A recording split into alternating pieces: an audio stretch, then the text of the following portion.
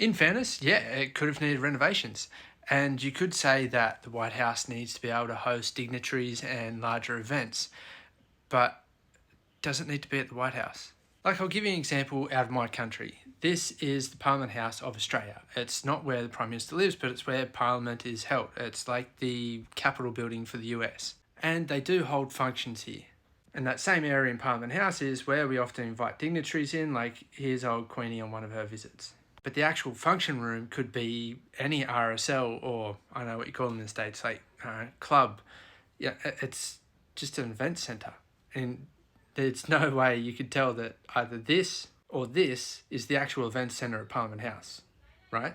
But the government doesn't purely hold functions at Parliament House. They can also hold them here at the National Museum of Australia. And this is where everyone might have a good old chuckle, but you could argue that Trump could build a museum or a public space like that. Because really, Trump's saying he's paying for it, but he's not the one paying for it. It's companies like Amazon, Google, Meta, Microsoft, Lockheed Martin, and all these ones here. And using wealth to give back and build public spaces is even something the robber barons understood, especially old Carnegie here. Building places like Carnegie Hall and like 2,500 libraries across America. And here's the thing with the ballroom at the White House. I don't imagine they're going to be renting that out.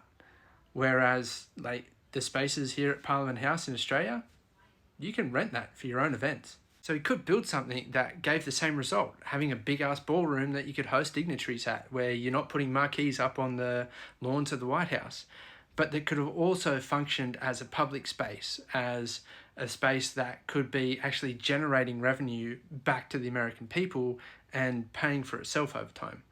But no, he's just going for a big ass ballroom that only the upper crust will ever use.